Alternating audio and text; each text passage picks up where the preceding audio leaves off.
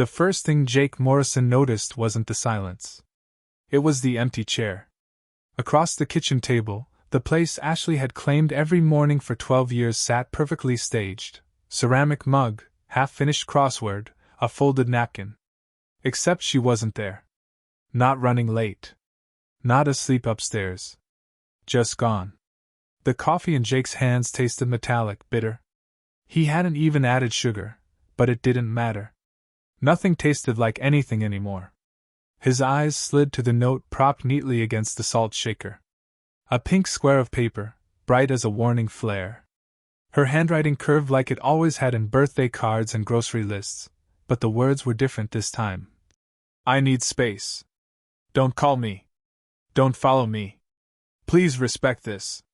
She didn't sign it with love. Just Ashley. Jake sat there, the mug burning his palms, trying to stitch the meaning together. Ashley, who used to laugh at his grease-stained hands and say they proved he was real. Ashley, who insisted on scented candles in every room because she said a house should breathe. Ashley, who once whispered she felt safe only when his arms were around her. Now she was space. The air smelled like her perfume, lilac and something sharper, but it was already turning into a ghost, the kind that makes a man feel like he's living in someone else's house. He looked around, framed vacation photos, her yoga mat curled by the window, the stainless steel juicer she bought with good intentions and never used. Evidence of a life curated, not lived. Jake's boots were still by the back door, caked with mud from yesterday's job under a Chevy. He meant to hose them off but never got around to it. Now they looked like intruders in a showroom. He pushed the note aside. What gnawed at him wasn't the leaving. Marriages collapse every day. It was how. A sticky square of paper where vows once stood. No argument, no slammed door, no tearful explanation. Just an afterthought. The phone rang, its shrill tones slicing the quiet. Jake didn't move. It went to voicemail, and her voice filled the kitchen, soft and breathless. Jake. We'll talk later, okay? Please, just give me time. This isn't your fault. He exhaled through his teeth, something sharp rising in his chest. Not his fault? Then whose fault was it? The second call came from his shop partner, Mike. Jake let that one ring too, but Mike's voice cracked through the machine with the urgency of a man who knew more than he should. Jake, I don't know how to say this. I saw Ashley's car at the airport this morning. She wasn't alone.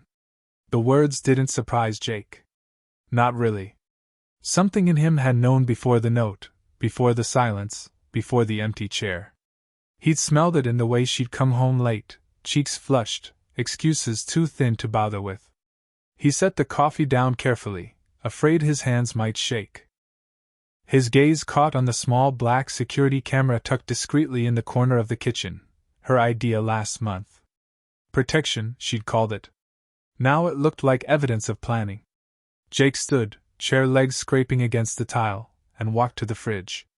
He pulled a beer from the bottom shelf, cracked it open though it was barely 9 a.m. The fizz filled the room like applause for a play he hadn't auditioned for. That was when he saw it, a burner phone wedged behind the coffee filters.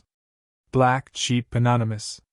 For a moment he just stared, the way you stare at a snake coiled on your front step, knowing it doesn't belong but understanding exactly what it means. He picked it up, thumb hovering over the power button. One press and the truth would spill out. Messages, calls, photos. Proof. Jake closed his eyes. In the hum of the refrigerator, in the faint echo of her perfume, in the cruel neatness of that empty chair, he felt something hardening. Betrayal wasn't the story. That was the setup. The story was what came next. The burner phone lit up with a soft blue glow when Jake pressed the button. No passcode. No mercy. The screen bloomed with notifications stacked like dominoes, unread texts, half a dozen missed calls, and photos saved in an album titled Journey. The name mocked him. He scrolled. Ashley's face filled the screen first, captured in selfies taken not in their kitchen or backyard, but in hotel rooms and car mirrors. She wore his flannel once, the same one he used in the garage to wipe grease from his hands, except she wasn't wearing much else underneath. Her smile was different, sharper, younger, like she'd borrowed it from a stranger. The texts were worse. Not just explicit, but casual. Inside jokes. Nicknames. Plans whispered into the ether. Counting hours till I see you again, goddess. Book the suite, babe. Friday night, same spot. Your husband still clueless? Jake sat on the edge of the counter, staring at words that turned his stomach into knots. The betrayal wasn't abstract anymore. It had timestamps, emojis, and GPS coordinates. He felt like he was holding a black box after a plane crash, the final moments spelled out in digital ink. He didn't smash the phone against the wall, though every muscle in his arm begged him to. Instead, he slipped it into his pocket. A mechanic knows the value of evidence. The kitchen felt smaller by the second. He needed air. He grabbed his jacket, stepped outside, and was greeted by the unblinking eyes of the neighborhood. Across the street, Mrs. Delaney's blinds twitched. She was 80, sharp as a nail, and ran the block like it was her private kingdom. The woman probably knew Ashley was gone before Jake did. Sure enough, by the time he reached his truck, she was already waddling over with the determination of someone who smelled gossip. Jake, honey, she called, casserole dish in her hands like an offering. Rough morning? Her eyes scanned his face, reading him the way others read newspapers. I'm fine, he lied, and immediately knew how ridiculous it sounded. She clucked her tongue. Well, folks are talking. Saw Ashley's car missing at sunrise. Hope everything's settled. Jake didn't answer. He just accepted the casserole, the glass dish warm in his calloused hands. He knew what Mrs. Delaney was really giving him wasn't food. It was an audience. By dinner, half the town would be dissecting his marriage with surgical precision. Back in the truck, he sat for a long time, staring at the dashboard. The words spray-painted on it yesterday, not enough, still bled faintly through the cleaner he'd used. The vandals hadn't just wanted to shame him. They wanted him to believe it. The phone buzzed again in his pocket. Another message. You'll thank me one day. Don't wait up tonight, Redheart, eh? Jake barked a laugh, the sound raw, humorless. The audacity was almost impressive. She'd left him crumbs, little notes dressed as kindness, while carving their life into pieces behind his back. He drove. Not toward the shop, not toward anyone he knew. Just out of town, past the rows of clapboard houses and gas stations, until the landscape turned into nothing but fields and sky. The wheel vibrated under his palms, steady, mechanical, something he could trust. Engines never lied. They broke down, yes, but they never pretended to be whole when they weren't. When he finally pulled over, he didn't cry. He thought he might, but instead, he felt a calm creeping in, the kind of calm that comes when glass shatters and you see clearly through the cracks. Ashley was gone. Chase existed. The betrayal was undeniable. The humiliation inevitable. The only question now was simple, sharp, and merciless. Would he play the victim, or rewrite the story himself? Jake turned the burner phone over in his hands. Information was power, and she had left him with plenty. Dates. Hotels. Pictures. Enough to destroy reputations, maybe even futures. For the first time all day, the thought made him smile. Not the forced grin of a man pretending to be fine, but something leaner, darker. He started the engine again, headlights cutting through the dusk. The path ahead wasn't forgiveness. It wasn't reconciliation. It was strategy. And Jake Morrison, grease-stained, overlooked, underestimated Jake, had just decided he was done fixing everyone else's engines.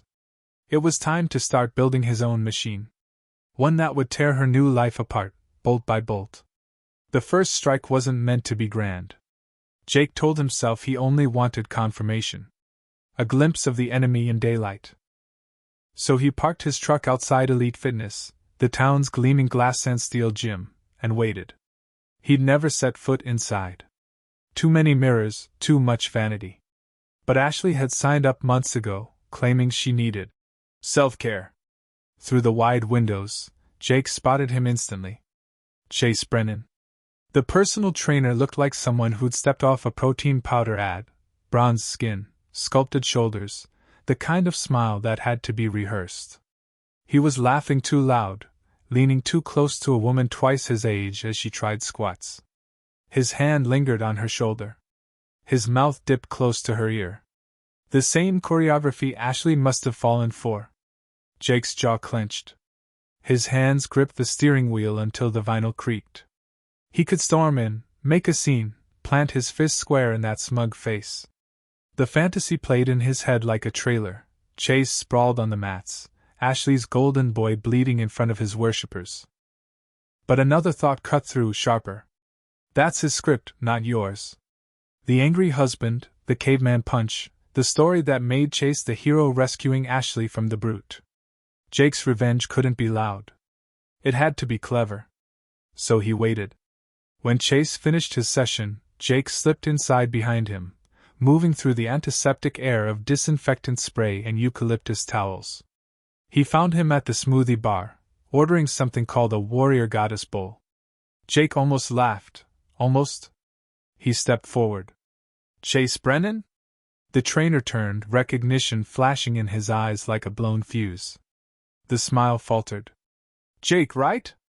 Look, about Ashley. Jake raised a hand. Relax. Not here to fight. Suspicion warred with confusion on Chase's perfect face. In fact, Jake said, pulling his phone from his pocket, I wanted to thank you. Thank me? For showing me who my wife really is. Before Chase could react, Jake snapped a photo, Chase mid-blink, smoothie bowl in hand, awkward half-smile on his lips. The image was unflattering, humanizing in all the wrong ways. Jake walked out before the trainer could answer, his heart pounding but steady. By the time he reached his truck, Ashley's Instagram had a new post. When you find your soulmate, every day is worth celebrating. #blessed #new beginnings. The picture of Chase stared back at him, ridiculous and ordinary, stripped of its glossy perfection. It took less than an hour for the comments to begin. Wait, what? So sorry, Ashley. This must be hard for Jake. That's bold.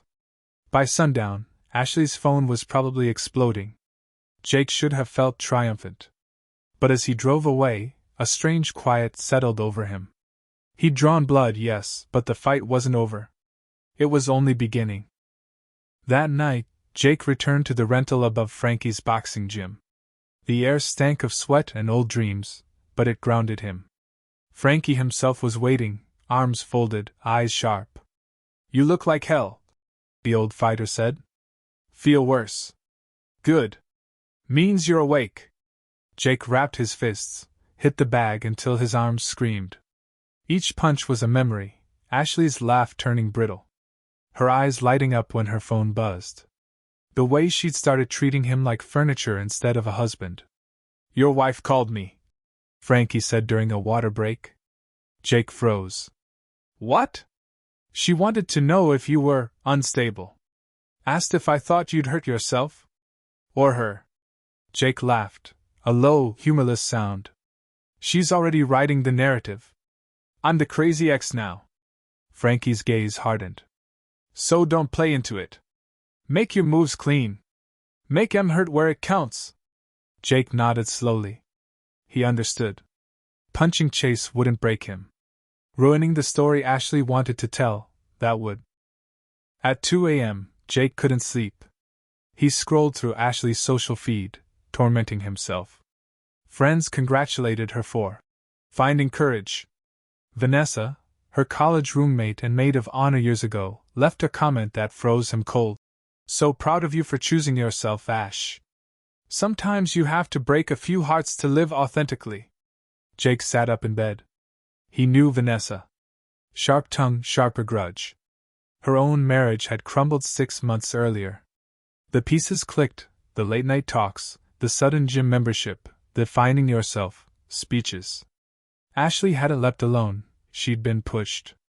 Jake stared at the ceiling, pulse hammering. Betrayal wasn't just Ashley's weakness. It was Vanessa's poison. And that was the twist that shifted everything. This wasn't just about a cheating wife anymore.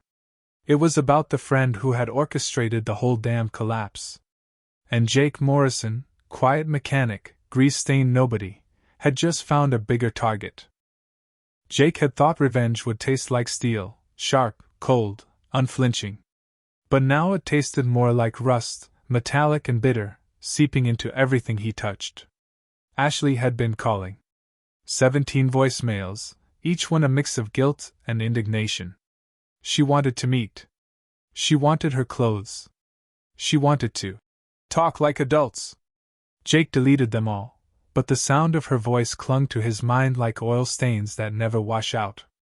It wasn't until Vanessa's name appeared on his screen, a block number, a smug voicemail, that his pulse truly spiked. Jake, let her go. You were never enough for her. We both know that. Don't make this uglier than it has to be. We both know.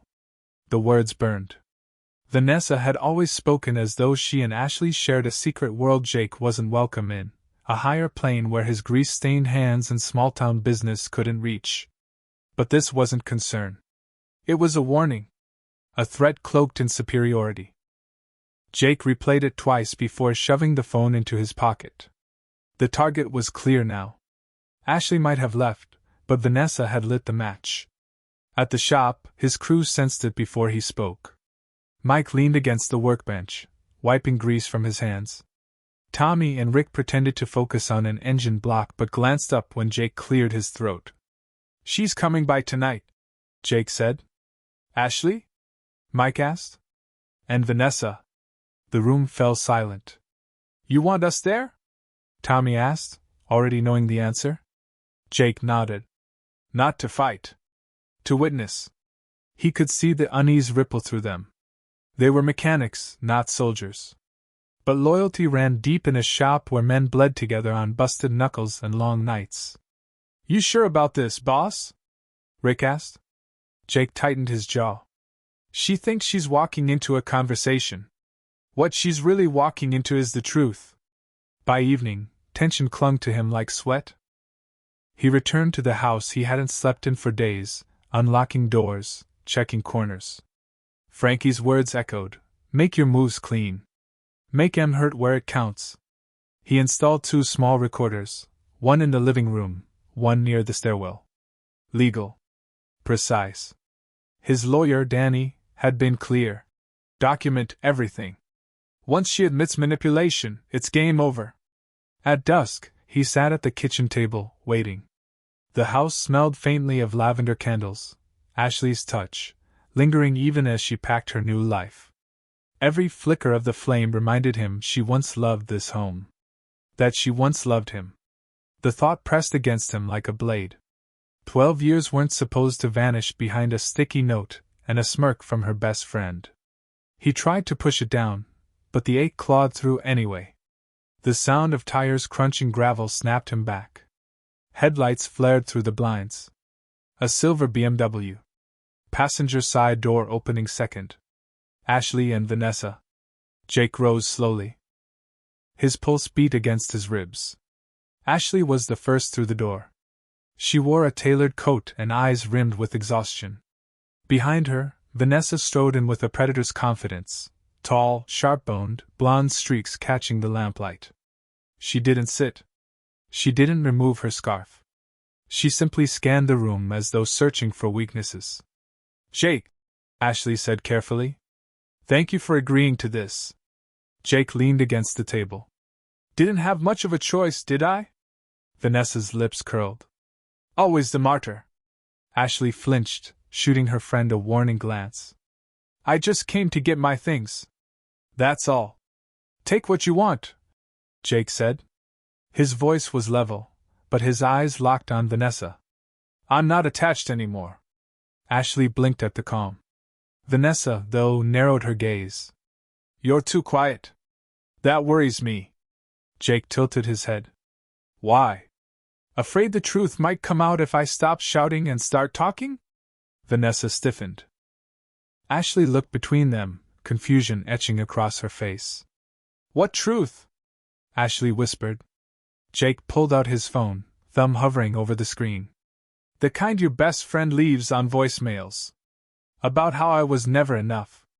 About how she pushed you to choose yourself. About how she couldn't stand seeing you happy while her own marriage collapsed. Ashley's breath hitched. She turned to Vanessa. What is he talking about? Don't listen to him, Vanessa snapped.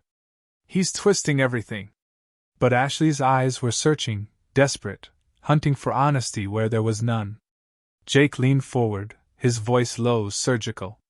She didn't just watch you jump, Ashley. She shoved you off the ledge.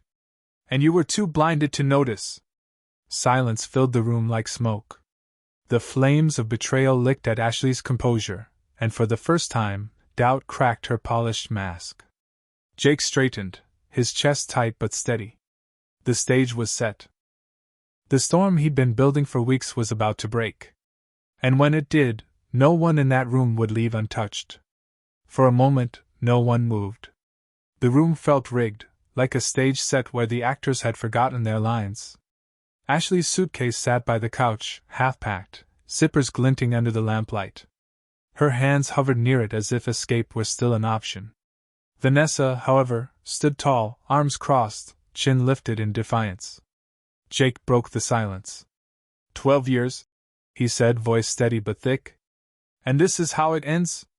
With a pink note and a smug roommate whispering in your ear? Ashley's face crumpled. Jake, no. He cut her off with a flat palm. I've heard your excuses. I've heard the calls. Now I want her to talk. His eyes burned into Vanessa's. Vanessa smiled, but it was brittle. You think you've uncovered some grand conspiracy? Please. Ashley made her choice. You just can't handle being left. Is that what you told her? Jake stepped closer, lowering his voice until it was a scalpel. That I was dead weight. That she was wasting her potential? That Chase was salvation dressed in a tank top? Ashley's lips parted. She looked at Vanessa, waiting, needing denial. But Vanessa's silence said more than words. Answer him, Ashley whispered. Vanessa's mask slipped for the briefest second. Her eyes flickered with something raw, bitterness, hunger. I told you the truth, she snapped. That you were miserable. That you deserved better than a life chained to some grease monkey who smells like motor oil. And look at you now, Ashley. Free. Isn't that what you wanted? The words landed like blows. Ashley flinched as though struck. Jake pulled the burner phone from his pocket and tossed it onto the table. The plastic cracked against the wood. Free? Or trapped in someone else's bitterness? He opened the gallery, photo after photo of Chase with other women.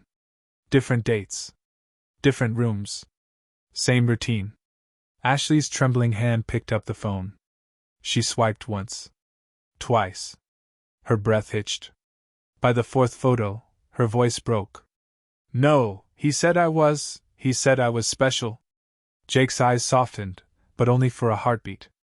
You were Tuesday and Thursday. That's all. While your best friend clapped from the sidelines. Ashley turned to Vanessa, eyes wet, desperate. You knew? You knew he wasn't serious? Vanessa's composure shattered. So what if I did? Her voice rose, sharp and cracking. I wasn't going to let you sit in your perfect little marriage while mine burned to the ground. Do you have any idea what it feels like to be left?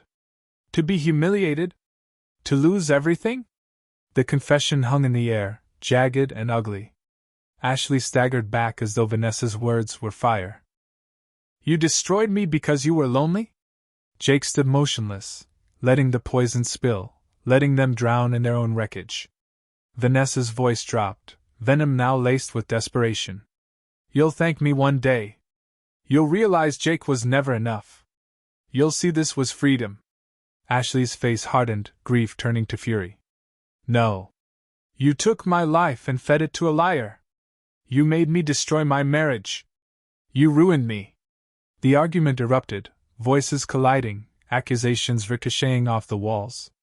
12 years of friendship burned down in minutes, reduced to ash and venom. Jake didn't raise his voice. He didn't need to. He only pressed a button on his phone, and the tiny recorder in the corner blinked red. Every word. Every confession. Captured. When Ashley finally collapsed into the couch, sobbing into her hands, and Vanessa stormed toward the door, spitting curses, Jake spoke the only words that mattered. "Now the truth belongs to me." Vanessa froze in the doorway, eyes wide, realizing too late what he'd done. Ashley lifted her tear-streaked face. "Jake, can we fix this?" He studied her for a long, unbearable silence. She was still beautiful, even broken. But he saw her clearly now, not as the girl he married, but as the woman who had chosen betrayal over honesty, weakness over loyalty. "No," he said finally. "We're past fixing." Ashley choked on a sob. "Please." Jake shook his head. His voice was quiet, but it carried the weight of finality. "You divorced me the moment you listened to her. Tonight was just the paperwork." He picked up the recorder, slid it into his jacket pocket, and walked past both women. The door shut behind him with a sound that wasn't loud, but final enough to echo. For the first time since the pink note, Jake felt something close to peace. Not triumph. Not joy. But clarity. The storm had broken. And now the world would see them for who they truly were. The divorce papers came faster than Ashley probably expected. Danny, Jake's lawyer, called it clean work. Assets divided with surgical fairness, no contest, no fight. Ashley didn't dare, not after the recordings. Not after Vanessa's voice spilled across the table like gasoline, every word a match. In a town like Millfield, the fire spread fast. Gossip was currency, and Jake no longer had to spend it himself. Neighbors whispered the story for him, their versions embellished, dramatized, unstoppable. The mechanic with oil-stained hands had been betrayed, yes, but he had survived, sharper than before. Ashley moved into a small apartment across town. He drove by once, unplanned, and saw her through the window. She looked older somehow, the shine dimmed, the same way chrome dulls when left in the rain. She was alone. Vanessa, of course, was gone, fled to Phoenix, carrying her bitterness somewhere new. Jake didn't feel pity. Not exactly. What he felt was harder to name, something between closure and indifference, like walking past a grave you no longer visit but still remember. The shop thrived. Cars lined up outside, and people who once nodded politely at him in grocery aisles now shook his hand with quiet respect. Work was steady, his crew solid. At night, he still went to Frankie's gym, not for rage anymore, but for rhythm. The heavy bag no longer absorbed his grief. It measured his strength. One evening, Frankie handed him a beer after training. "You're lighter," the old fighter said. Jake smirked. "Drop some dead weight." They laughed, and for the first time, it felt real. 6 months later, the high school reunion arrived. Jake hadn't planned to go, but when the invitation came, he saw an opportunity wrapped in irony. The same gym where Ashley once wore a crown, where Jake once fixed sound systems, now turned into a stage again. He walked in late, suit pressed, shoulders squared. Conversation still just enough for people to notice. Heads tilted, whispers rose. He didn't shrink. Ashley was already there, dressed in red, her smile stretched thin like a crack in porcelain. For a brief moment, their eyes met. A flicker of recognition passed between them, not of love, but of history. Later, when the DJ handed him a microphone, Jake didn't gloat. He didn't retell the betrayal. He simply said, "I learned something this year. Sometimes the worst thing that happens to you is also the best. Sometimes you don't lose, you get free." The room held its breath. Ashley's eyes glistened, but Jake looked past her, to faces that mattered, old friends, new allies, people who understood survival. He handed the mic back, walked off, and left her standing in the weight of silence. He sold the house soon after. Too many ghosts in the wallpaper, too many echoes in the halls. With the money, he bought a small cabin by Miller's Lake. Wood smoke in the chimney, water lapping the dock, no candles, no juicers, no curated perfection. Just air that smelled honest. Sometimes he sat on the porch with a cup of coffee, the morning mist rolling across the water. The chair across from him stayed empty, but it no longer haunted him. It reminded him of choice, of space reclaimed. He kept the pink note, though. Not as a wound, but as a warning. Folded in a drawer, it was less a relic of betrayal and more a reminder of survival. One evening, as the sun burned the sky copper, Jake thought about the line Ashley had left him with. "Please respect my journey." He almost laughed. Her journey had ended where his began. The last time he saw her was at the grocery store. She was holding a basket of produce, eyes tired but polite. For a heartbeat, they stood in the same aisle, surrounded by strangers. "Jake," she said softly, a question hidden in his name. He nodded once. Not cruel.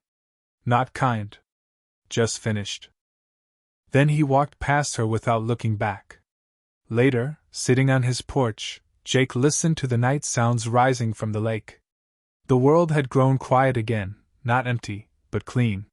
He raised his glass to the dark water, to the man he used to be, to the man he had become.